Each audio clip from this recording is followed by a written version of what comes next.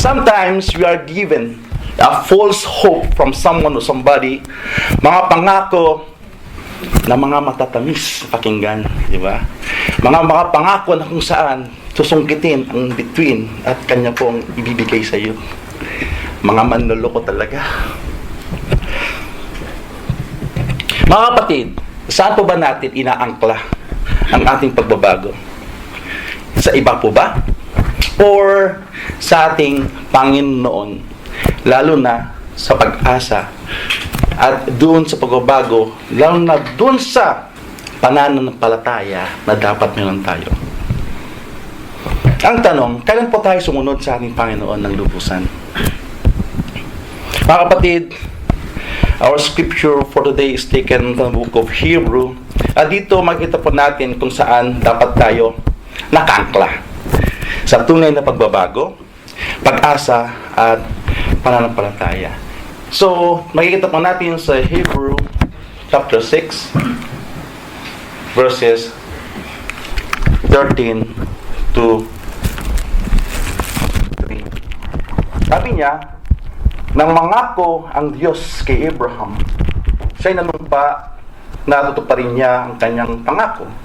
Dahil wala ngang nakakahigit pa sa kanya, nanumpa siya sa sarili niyang pangalan.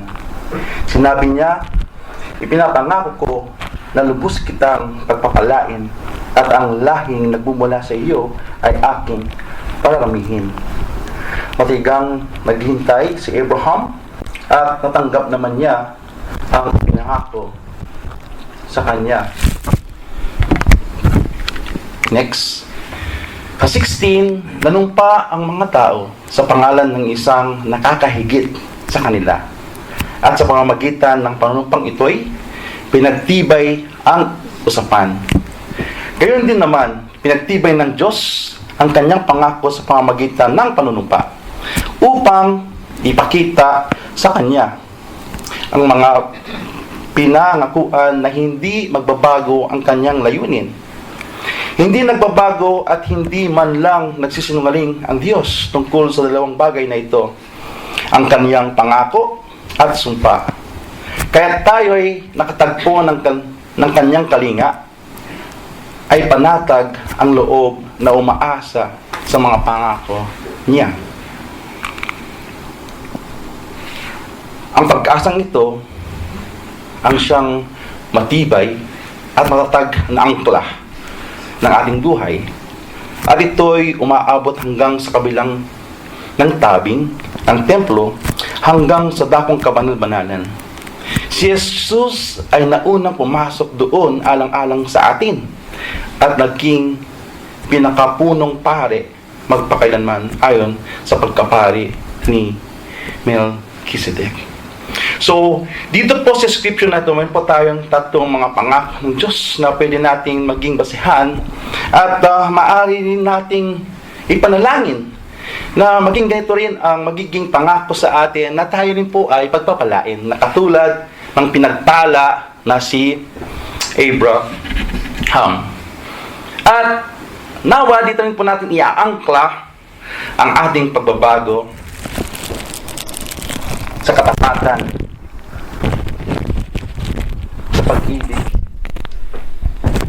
at lalong-lalo na yung pag-asa na tayo ay magbabago. So, mga kapatid, ang pamagat po ng ating pag-uusapan ngayon ay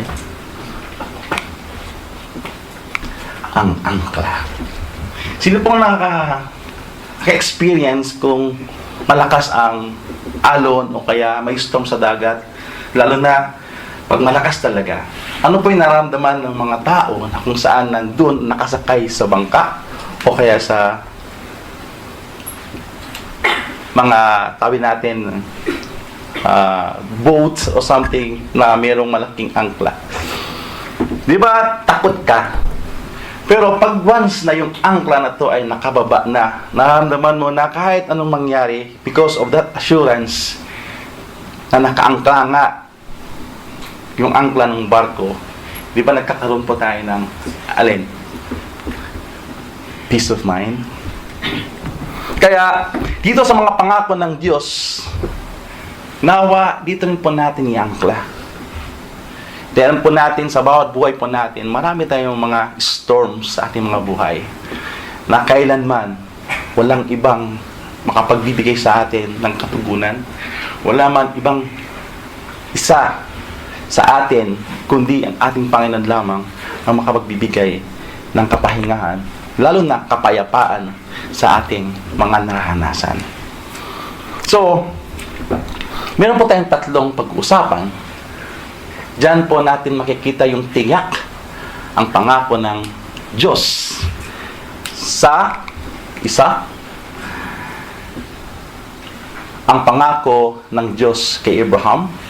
Ikalawa, ang pangako ng Diyos sa Kristiyanong tagapagmana. At tayo po yon, mga kapatid. At ikatatlo,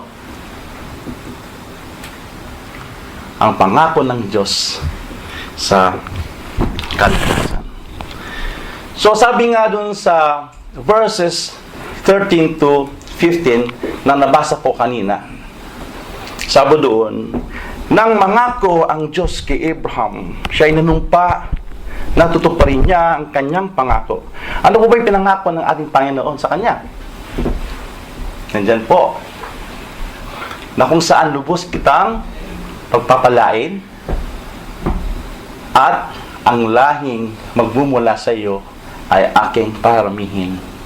So, definitely, kung tayo po ay naghihintay dun sa mga pangako, ano pong ginagawa natin? Matiga tayong naghihintay. Pero ang isang nakakalungkot isipin, mahirap tayong maghintay, di ba? Kung minsan, ipinalangin po natin, pero ang alam mo, ay, hindi na may bibigay. Kaya ito ang gagawin ko na lang kasi wala pa. Ano nang nangyari po sa usapin na ito kay Abram at kay Sarah? Di pa po gumawa si Sarah na kung saan pinaasawa niya yung maidservant niya, si Hagar. Pero hindi po doon makikita yung pangako ng ating Panginoon, kundi sa kanya pong totoong anak na si Isaac.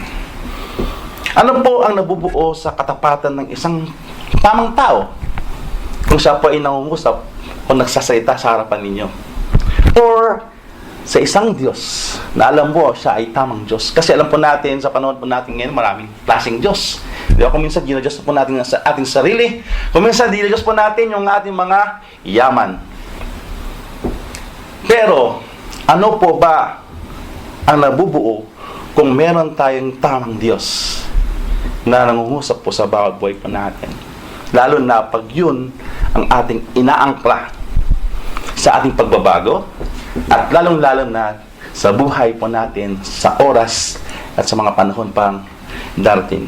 Di ba ang nabubuo po ay siyang pagtitiwala or trust naman sa English, yung pananampalataya or faith, at definitely yung pag-asa dahil alam mo hindi ka lulukuhin. It is hope. Di ba alam po natin, bago pong pinalitan ng ating Panginoon yung pangalan ni Abram, to Abraham ay tinawag po ng Diyos muna si Abram sa kanyang tahanan sa Ur ng mga Kaldeo. Doon sa lugar po yun ay talagang punong-puno po ng idolatria. At nakasama po yung ninuno ni Abram doon, at definitely kasama rin si Abram na nagpupuri sa mga idolaters. So ang sinabi sa Genesis 12:1-2, sabi niya, sinabi ng Panginoon kay Abram, umalis ka sa iyong bansa at sa iyong mga kamag-anak at sa bahay ng iyong ama tungo sa lupaing ituturo ko sa iyo, at gagawin kitang isang malaking bansa at pagpapalain kita at gagawin kong dakila ang iyong pangalan upang ikaw ay maging isang pagpapala. At marami rin mga other verses na sinusuportahan nga talagang naman si Abram daw ay talagang worshiping idols with his father. Sabi sa Joshua chapter 24 verse 2. So, ibig sabihin, pala kung bakit ganun na lamang yung pagtawag ng ating Panginoon kay Abram para umalis ay dahil doon sa pagpapala ng kanyang ibibigay. Nung binabasa ko nga ito, parang, kaya pala, na kung minsan, hindi tayo nakakawala doon sa mga alam natin na ikinasasama ng ating Panginoon sa buhay po natin, but still we are doing it. Doon pala na sabi natin, yung pagpapala na nawa ibibigay sa atin ng ating Panginoon ay hindi po natin nakukuha because of that particular thing na nandun po tayo sa hindi po natin pagbabago sa mga gawin po natin. Lalo-lalo na ang pinag-usapan po dito yung pagpupuri sa mga idols. At alam po natin yan, hindi mo tayo excuse, nakasama po ako dyan noon, but this time, praise God, sabi ko, may binago po tayo ng ating Panginoon. Nagmula po tayo sa mga pagpupuri ng mga idols, nagpupuri sa mga tao, nagpupuri sa mga santo. At nakakalungkot nang sabihin, kung tayo po'y masasaktan, pati si Mother Mary po, pinupuri po natin. Kung makikita po natin kung bakit inilayo si Abram sa kanya pong mga kinagisnan o ninuno dahil sa pagpapala ng ating Panginoon. Kaya pala, dahil hindi po maibigay ng ating Panginoon pagpapala kay Abram, kung nandun pa siya dun sa estado na kung saan nasasaktan ang puso ng ating Panginoon dahil sa ginagawa ng kanya pong mga ninuno sa pagpupuri ng mga idolohiya. So mga kapatid, pag nangungusap ang ating Panginoon, kung nasasaktan tayo sa oras na ito na po, nawa, yung unang pagbabago na tayo po ay talagang nakaangkla dun sa salita ng ating Panginoon na siya mismo nagsasabi at bumabanggit sa mga salita na ating napapakinggan, lalo na sa ating pong binabasa lamang na nagmumula sa kanyang pong Biblia. Di alam po natin ang bawat isa ay ng mga Kristiyano, ang ating pinagmumulan ng karunungan, pinagmumulan ng pananampalataya, pinagmumulan ng lahat-lahat ang katotohanan ay alin po? Di ba sa Biblia lamang? Ngayon binabasa po natin ang Biblia na diyan po makikita yung mga katotohanan. Bakit kuminsan kahirap po natin paniwalaan? Ang Biblia po ba ang nagsisinungaling? O yung pananampalataya mo ang may falso? Doon sa napapakinggan mo sa oras na ito. Mga kapatid, let our Lord Jesus Christ speak to us. Dahil ito po ang alam kong unang hakbang ng pagbabago sa 2024 na ito, natanggapin ng ating Diyos bilang siya nga ang katotohanan, siya nga po ang buhay, at siya lamang po Panginoon. Alam po natin na magiging gabay po natin, lalo na kaangkla natin sa pagbabago. So, kung gusto po natin ang tunay na pagbabago, mga kapatid,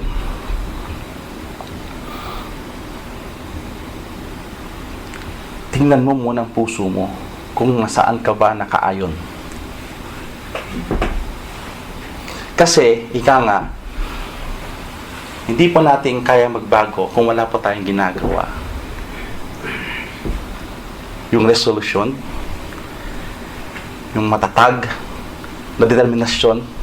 Kasi kaya sabihin natin, gusto ko magbago pero wala naman tayong ginagawa. Sa tingin niyo po ba may mangyayari? Lalo na, alam po natin, sa pagsunod na lang.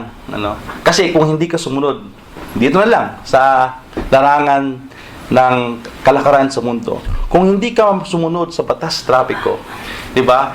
Ano matatanggap mo? Violations, di ba? Kung hindi ka sumusunod sa inyong pinagtatabuhuan, anong makakamit mo? Salary deduction. Kung hindi ka sumusunod, saan? Sa asawa, di ba patay ka? Pero sumusunod ka naman dapat kung tama, di ba? Kasi makapangit naman kung hindi mo susundin yung tama tapos sinusunod mo yung mali kasi sinasaway ka na nga, di ba? Kasi mayroon mga joke para at least mayroon tayong konting joke. Pag nagkasawa tayo, marami tayong in-laws, mother-in-law, father-in-law, brother-in-law, at sister-in-law. Pero yung asawa po natin, lalo tayong mga lalaki, he is the law or she is the law. Tama mo ba? So, yan po dapat ang tignan natin kung ano po yung law ng ating Panginoon, hindi po sa asawa po natin or sino man po. Kasi kuminsan dahil mahal na mahal natin yung asawa natin, tayo na po ay naangkla dun sa gustuhan ng ating mga asawa. Yan po ay isa rin pong way of pagbabago sa 2024 na alam ko. Dahil maraming mga broken families, maraming hindi pagkakaunawaan. Bakit kaya? Dahil unang-una, tignan nyo kung saan kinakaangkla. Sa Panginoon po ba? Kasi sabi nila yung pag-aasawa daw, it is a triangle daw marriage. Yung Diyos ang nasa taas, yung asawa ay nasa kanan, sa kaliwa. At siya yung nasa taas, siya yung unang-una dapat. Kasi pag ang Panginoon lang ay kalawa, definitely meron kang una, hindi ang Panginoon. Pero ang ating Panginoon ang yung una, sa inyo pong relasyon sa pag-aasawa, definitely wala na pong iba. At siya lang po ang mag-guide sa bawat buhay po natin. Makikita po natin, magulo po ba ang ating mga buhay? Tingin po natin, ayos po ba? Tayo po ba yung pinagmumulan ng away o hindi pagkakaunawaan?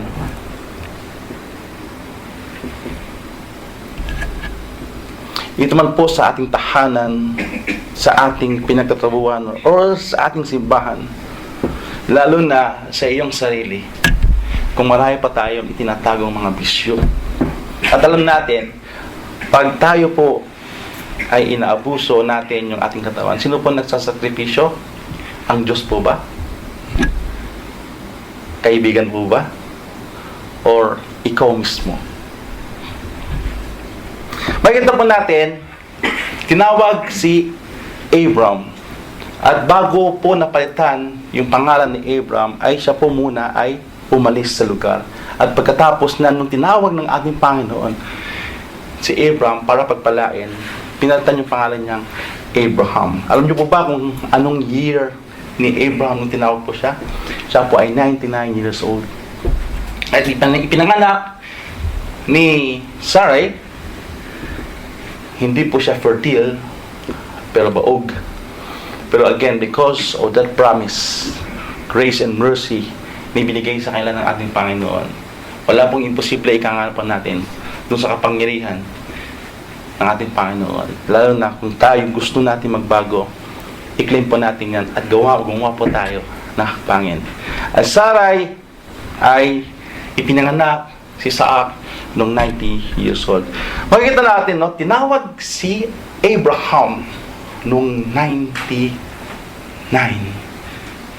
Tapos, yung nandito, ay matanda na ako dyan. Pag tinatawag tayo sa ministry, uy, di na ako dyan, matanda na ako dyan. Makikita po natin, ang paninilbihan po natin, kung yun din po ang ating goal, 2024, to serve God, hindi po pinipili kung ilan na po ang edad natin. Kung matanda ka, bata, wala pong pinipili. Kundi, pag tinawag ka ng ating Panginoon, kung alam mo, yung calling mo na, anak, dito ka na. Dahil pag tayo po ay kanya pong tinawag, expect katulad ni Abraham, kung tayo po naniniwala sa kanya pong kapangyarihan, tayo po ay pagpapalain. Hindi po natin ginagawa yung pagsunod para pagpalain. Because of that obedience, ika nga natin, di ba, sa ating mga anak, kung sakali yung mga magulang, kung nakikita mo yung anak mo ay pasaway, ibigyan mo ba ng ikagagalak niya? Di ba hindi? Pero, kung yung anak mo, ginagawa niya lahat yung gusto mo na mabuti, at meron siyang initiative para gumawa, lalo na sa mga gawaing bahay, kahit hindi nagsasalita yung anak mo, di ba tuwang-tuwa ka pa magbigay sa kanya ng consolation? Amen po ba? So mga kapatid, makikita po natin na dito sa ating pong simbahan, marami pong mga misteryo na kailangan po natin tugunan. Dahil ika nga, kung gusto mo talagang magbago, kung gusto mo magtanggal ng anuman pong meron ka, dapat papalitan mo rin Kasi ika nga, pag tinanggal mo yung routine mo na ito, ano ngayon, next na ipapalit mo kasi routine mo na siya, di ba? Kailangan maglagay ka doon sa palagi mong ginagawa para mas lalo mong makita yung talagang pagbabago. Kasi pag tinanggal mo lang siya, pero wala ka namang ipinalit, babalik ulit siya. Pero pa mga kapatid, pag tinatawag tayo ng ating Panginoon sa oras na ito, lalo na sa ating simbahan, dahil marami tayong mga ministry sa simbahan na ito, kung sakali man. Ano po yung mga ministry or mga nagaganap, mga ginagawa sa ating pong simbahan? Katulad po, yan po tayong kitchen ministry. Yan. Yung baka gusto yung mga taong, mga kapatid na gustong mag-share ng kanilang mga gift of cook. Diba? Yung magaling magluto. Why not? Na sumama kayo sa kitchen ministry. Ganon din sa transport ministry. Di ba? So, marami pang ibang committee, lalo na sa darating na anibersaryo. So, marami tayong gagawin. So, ang pangunguna ni Kuya Alan sa beautification, di ba, sa decoration. So, marami tayong gagawin. So, mga committee natin na kung saan, ano yung mga programang gagawin. Di ba? So, marami mga simpleng bagay na pwede po nating iambag sa simbahan. Yung pakikisama lang po natin sa mga nag-organize or sa mga bagay na pinakasimple, yung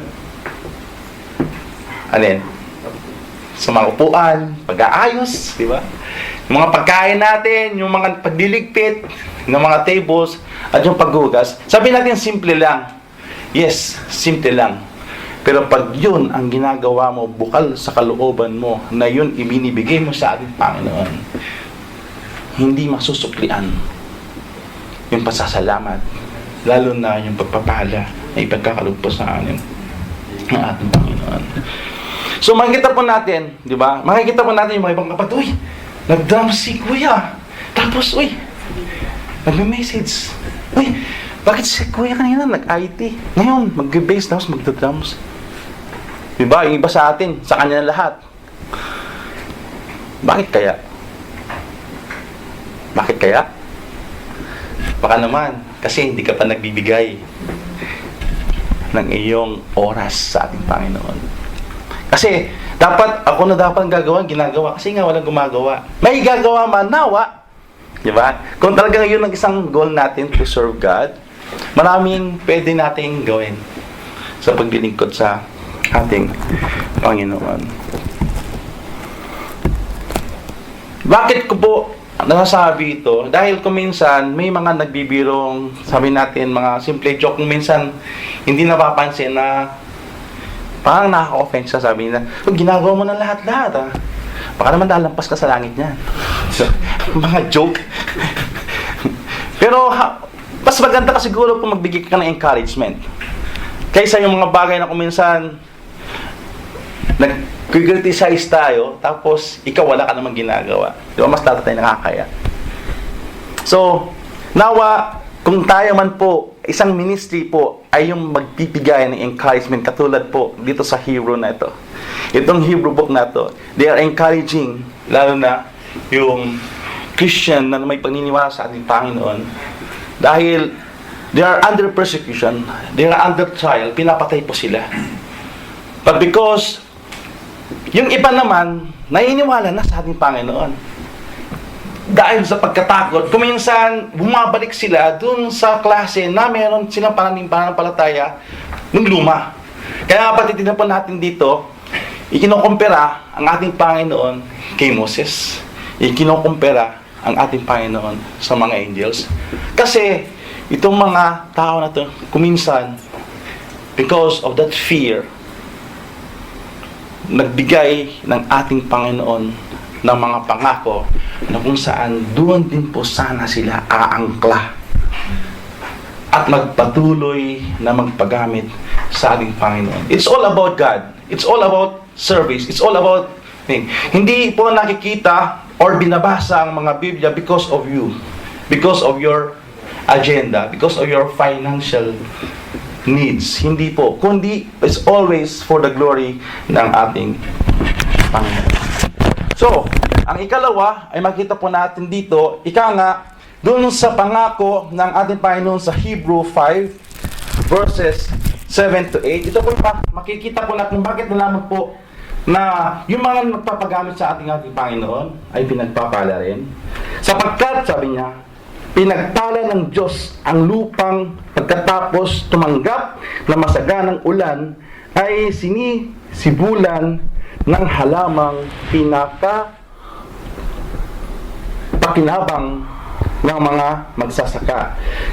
Kasi yung pinagpala ng ating Panginoon, mas lalo niyang pinagpapala. Mas lalo kung itong lupa na ito, kung ikaw ay nagpapagamit ka, productive for the Lord, mas lalo po pagpapalang binibigay niya. Ngayon, subalit kung mga damo at halaman patitinik ang tumutubo doon, walang kabuluhan ang lupang iyon, at ito ay nanganganib pang sumpain ng Diyos.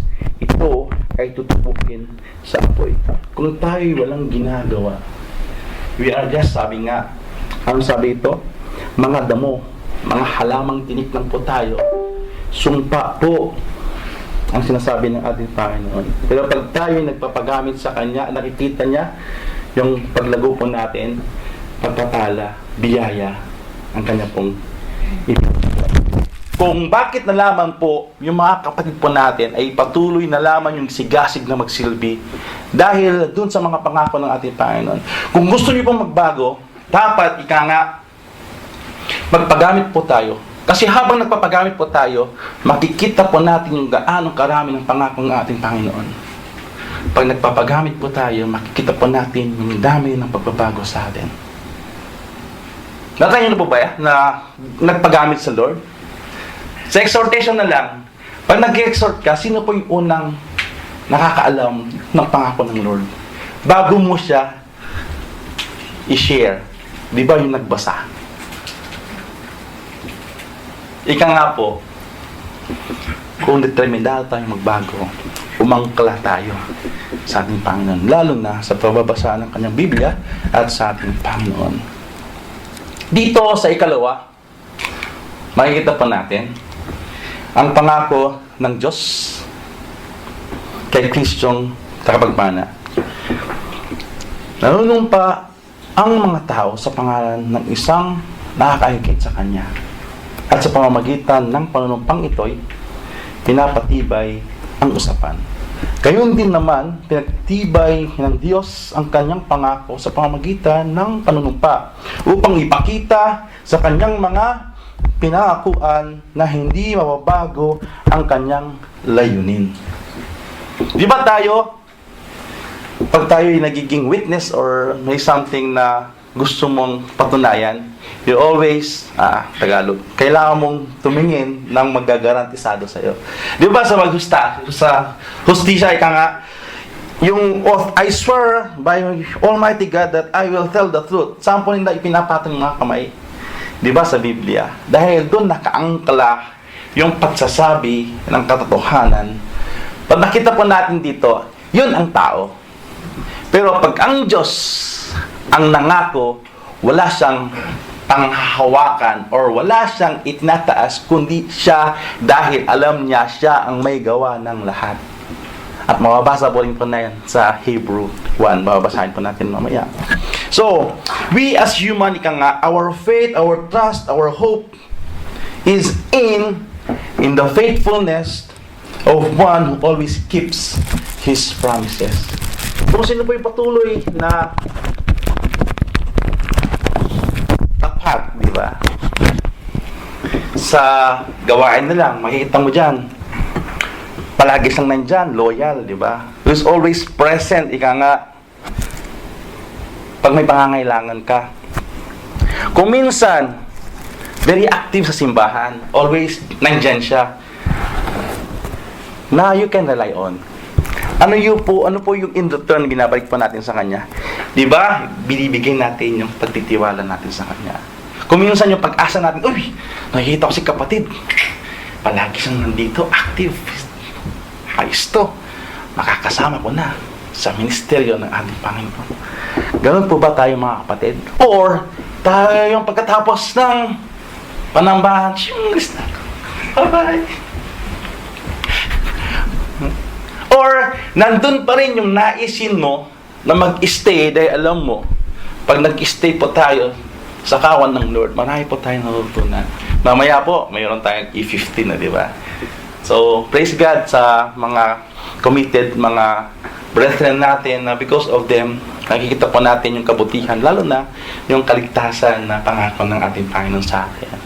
Nung kami rin po yung nag-umpisa, nakaupo lang din po kami. Yes, hindi po may aalis na kung saan. Nung una rin, ang bilis din po namin umaalis sa simbahan. Pero, because of that determination, yung resolusyon ng pagbabago, nakikita nyo yung mga kapatid nakatayo. Yung mga kapatid nagagamit. Because they know na dun sa pagpapagamit po nila ay nabibigyan ng gloria ang ating Panginoon. Na yun po dapat ang ating layunin. Nabigyan ng karangalan ng ating Panginoon. Kung minsan, nagbabago ang relasyon doon sa hindi mo pagsasabi ng tapat. Or doon sa mga nasasabi mo na hindi mo naman tinutupad. Yun po ang tao. Kaya nga, kumukuha tayo ng magagarantiya sa atin na siya ang nagpapatunay na, mabait yan. Di ba? 2024. Mayroon po ba mga tao tayong pinakuan na hindi po natin tinupad? Ano to? Kung minsan, iniisip po natin, mostly kasi, sa panahon natin ngayon, alam natin, yung mga hirap ng buhay. Kung minsan, pag finances, okay, alam natin yung sitwasyon ng kapatid. Miram, okay yun, walang kasi alam natin. Pero kung ikaw, nagbitaw ka ng specific na petsa, specific kung kailan, at hindi ka tumupad, di ba ano po nangyayari? Tapos sinisingil mo, sabi mo na, ikaw pa nga yung parang humility, yung humbleness na, kapatid. Tapos, yung umutangin siya pang galit. At ginagawa ka pa ng kwento, may nakaka-relate. Dahil ito po ay nangyayari, ito man po sa loob o labas ng simbahan. Ngayon, kung tayo po yung mga tao na mayroong pag-uugaling ganun, because alam natin, ang hindi po maging tapat dun sa napag-uusapan, definitely po yan, kahit gaano siya kabait sa'yo, gaano man yung pagtitiwala sa'yo, it will break it because of that. Gusto mo bang hindi mawatak yung pamilya mo? Hindi mawatak yung pagkakaibigan? Hindi mawatak yung pagsasamahan sa simbahan? Isa lang pong nakikita ko dyan, maging tapat tayo sa lahat. Ngayon, ang kagandahan, ang Panginoon ay hindi nagbabago. Tayo lang po yung kasi. Sabi niya, God is not a man, in English, that He should lie, or a son of man, that He should change His mind. Has He said, and will He not do it? Diba? Lahat ng sinasabi ng ating Panginoon, ginagawa niya. At makikita po na yan, tibay sa Numbers chapter 20 verse 19. When God promises to help us, you can depend on His help. Makikita po natin sa Psalmo 121 verse 2. When He say He will strengthen us and hold us, He can and will do it. Marami po tayong mga verses na patunay. Kung tayo lang po talagang matiyagang mag-search, ilagay mo lang Hope Bible verse, lalabas na po yan. Lahat ng Bible verse, babasahin mo na lang. So, kung tayo pa, hindi pa tayo dun sa way na, ano kaya ang mensahe, or ano kaya yung gusto ng Lord sa akin, manghihina ko ngayon, hindi mo dun, comfort, strength, faith, lalabas po lahat yung mga Bible verse. So, pag gusto mong kausapin ka ng Lord, ang bilis na lang. May time pa ba tayong mag-text kay Lord? Lord, faith. Or, sino ang umuubos sa ating mga oras? Is it you and the Lord? Or you with others?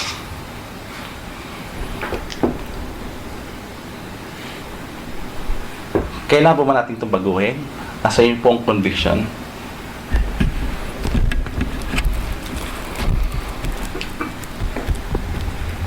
Marami pong mga messages kuminsan, ganoon din ng mga pangako ng Lord. Lalo na sa hindi ka iiwanan ng Lord. Kasi palaging nagagamit yun. Magpakailanman. Yung, I can do all things in Christ who strengthens me. Kung minsan sasalta na lang yan. Pero hindi na po ginagawa.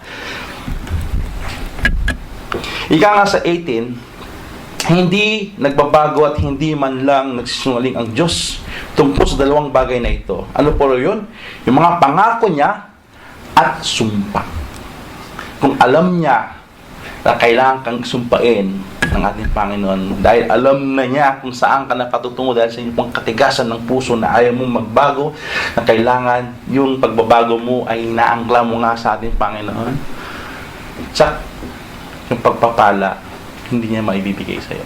And that's also a sumpa na pwede nating matanggap. Kung matigas pa rin po ang ating mga ulo, pag ang Diyos po ay nangungusap po sa bawat isa natin. Kaya tayo'y nakatagpo ng kanyang kalinga sa panatag ang loob na umaasa sa mga pangako niya. So mga kapatid, tayo po ay nakatagpo tulad po. Kaya nga, yung mga nakatagpo kasi ang Lord talaga naman ng unang nagmahal sa atin. Pero doon sa mga panawagan na kanya pong pagmamahal, hindi po tayo tumutugon. Isipin niyo po yung kawalan ng pagpapala na dapat ibigay sa ating Panginoon.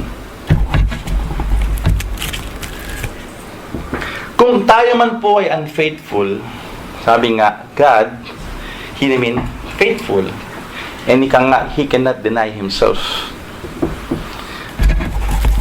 Ang pagbabago ng ating Panginoon ay hindi lang po para dito sa lupa. Kung alam po natin, hindi lang po na kung saan ang effect ng pagbabago na ito ay sa lupa lamang. Kundi ang pagbabago ng ating Panginoon ay pag-asa, pagbabago, pag-asa para sa kabanal-banalan, buhay na walang hanggan, at makita pa natin yan sa karugtong, ang pangako ng Diyos sa kaligtasan. Sabi nito, ang pag-asang ito ay siyang matibay at matatag na angkla ng ating buhay. At ito ay umaabot hanggang sa kabila ng tabing ng templo hanggang sa dakong kabanal-banalan.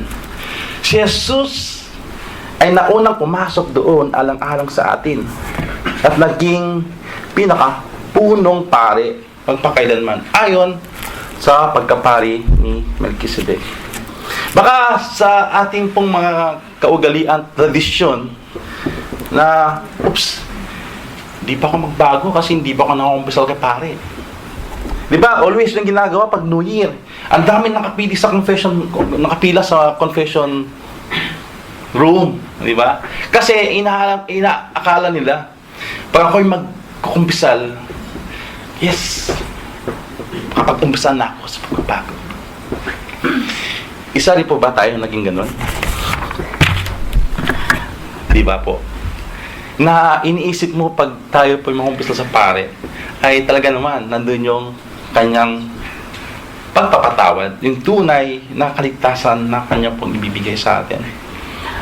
Sabi ng Panginoon, kung sa pari ka nga raw pumupunta, siya ba ang way?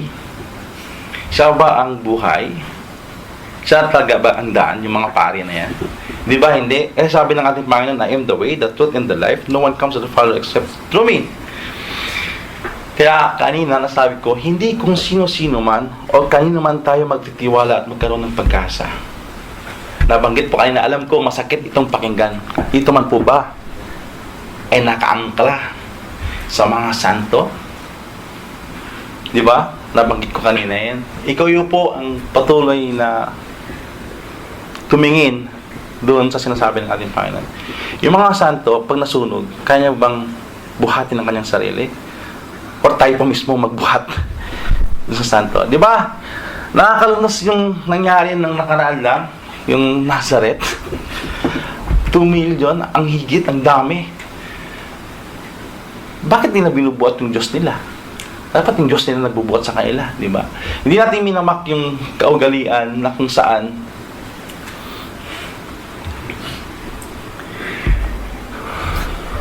kung minsan nakakasama po tayo doon. Pero ang kagandahan na lamang doon sa pagbabago, pag nakaangkla po tayo doon, alam ko, yung Diyos mismo ang mangungusap sa bawat buhay po natin. Baka mayroon pa kayong mga anting-anting dyan. Diyan po ba nakaangkla yung pagbabago ng buhay po natin? Para maging mayaman?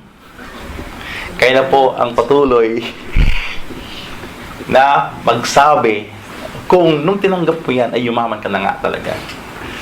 Mga kapatid, again, ang Panginoon ay nangungusap sa bawat isa na ang Panginoon sa Diyos lamang siya lamang ang makapagbibigay sa atin ng karangyaan. Basta tayo lang po ay sumunod po sa Kanya. Dito sa Hebrew 4, chapter 14, 16, ika nga, in-English ko na lang. Therefore, since we have a great high priest who has ascended into heaven, Jesus, the Son of God, let us hold firmly to the faith we profess. For we do not have a high priest who is unable to empathize with our weakness, but we have one who has been tempted in every way, just as we are. Yet he did not sin. So let us then approach God's throne of grace with confidence so that we may receive mercy and find grace to help us in our time of need. Nung nagkumpesal po ba kayo sa mga pare? Pagkatapos po ba niyang lumabas sa confession room, sumisindi siya ng sigarilyo? May nakikita ba kayo mga pare ganun? Ako marami po nakikita ng pare ganun. Pag sila po nagkahalubilo, may sigarilyo, may alak.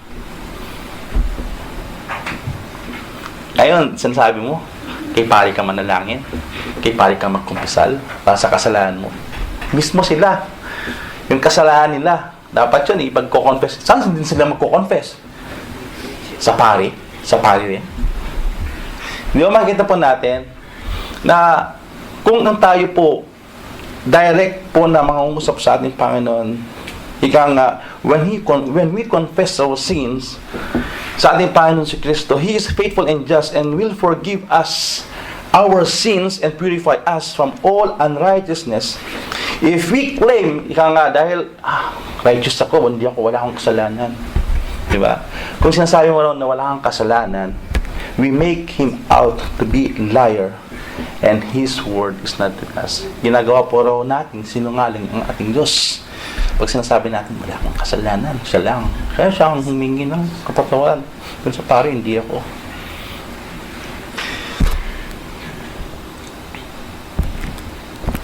Ang Panginoon, ika nga din sa Hebrew 1:2-4, the Son is the radiance of God's glory and the exact representation of His being, sustaining all things by His powerful word. After He had provided purification for sins, He sat down at the right hand of the Majesty in heaven. So He became as much superior to angels as the same He has inherited is superior to theirs. Ang Panginoon sa Kristo po, siya po yung radiance, yung exact representation ng ating Panginoon. At ginawang lahat-lahat dahil sa Kanya. Ngayon, saan ka ngayon manampalataya at maniniwala sa mga ginawa mo? Ginawa ng tao? Sa mga kahoy na ginawang imahem? Ito yung mga ayaw na ng ating Panginoon. At baka dahil mga dito, kaya akala mo pinagpapala ka. Yes! Ang pagpapala na alam natin ay mayroon dalawang sources. Di ba nung tinest ni Satan si Jesus Christ, ibigay ko ang lahat ng bagay na ito, lumuhod ka lang sa akin. Ano yung mga tatlo na yun? Yung, it's the lust of the flesh, the lust of the eye, and the pride of life. Pero, ang isang tama at tunay na pagpapala katulad ng tanggap ni Abraham ay yung pagpapala nagmula sa ating Panginoon na walang kapalit. Totoo.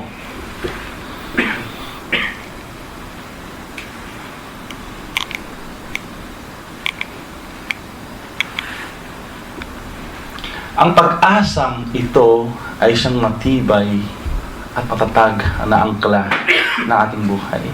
So, nawa, yung mga napakinggan po natin, marami pa pong mga supporting verses kung saan ang ating Panginoon lang talaga. Ika nga, he who believes in the Son has everlasting life. And he who does not believe the Son shall not see life, but the wrath of God, sabi doon, abides on him. So mga kapatid, yung pagpanampalataya natin ay nakaangkla pa sa iba. Kaya lang po ang mangusap kung kayo po ay nakukonflict ka nga, kinakausap for something na pinag-iisipan mo dahil dun sa mga bagay na iyon na tatanggalin mo na, tanggalin mo na. Kung nagdadalawa pa dahil mayroong tawag nito, yung ayaw mong bitawan kasi mayroong value, sentimental value. Kuminsan naman sentimental value means pinupunasan kasi galing kay tatay, galing kay nanay. So makikita po natin na dapat dito po natin iangkla ang ating pong pagbabago dahil alam po natin na ang pangako ng Diyos ay hindi nagbabago. Ang pangako ng Diyos ay may layunin. Ang pangako ng Diyos ay hindi nabibigo at hindi nagsisinungaling. Ang pangako ng Diyos ay nagpapalakas ng loob at kanlungan. Ang mga pangako ng Diyos ay nagbibigay ng pag-asa sa lahat ng bagay. At ang pangako ng Diyos ay pag-asang matibay at matatag na angkla ng ating buhay. At ito'y umaabot hanggang sa dakong kabanal-banalan sa buhay na walang hanggan. Kaya ang hamon, yan. Basahin po natin ang hamon. Ano po ang hamon ng ating Panginoon? Sabi dito, sa Hebrew chapter 5. Sabi ito, mga tanungan, ang Diyos, hindi niya malilimutan ang inyong ginawa at ang pagmamahal na inyong pinakita at hanggang ngayon ay ipinapakita sa pamamagitan ng paglilingkod ninyo sa mga nilang ng Diyos. At sa iba, ang nais namin ay patuloy na magsumikap hanggang wakas ang bawat isa sa inyo upang makamtan niya ang inyong inaasahan. Kaya't huwag kayong maging tamad. Tularan ninyo ang mga taong dahil sa kailang pagtitiis at pananalig sa Diyos ay tumatanggap ng mga pinangako sa kanila. Nga ito ba? Kaya kung gusto mo magsilbis Panginoon, sige, bigay mo lang. Sabi nga, huwag kang sa akin ito lang ang ating Lord. Huwag tayo mag ng mga reservation. Kasi, pag tayo ngayon pa nagpapagamit, maraming pagpapala, hindi dun sa pagpapala tayo nag-after. Because of that obedience na nakikita ng Lord, He is always giving a consolation, a reward sa mga anak po niyang patuloy na sumusunod at patuloy mo nagpapagamit sa Kanya.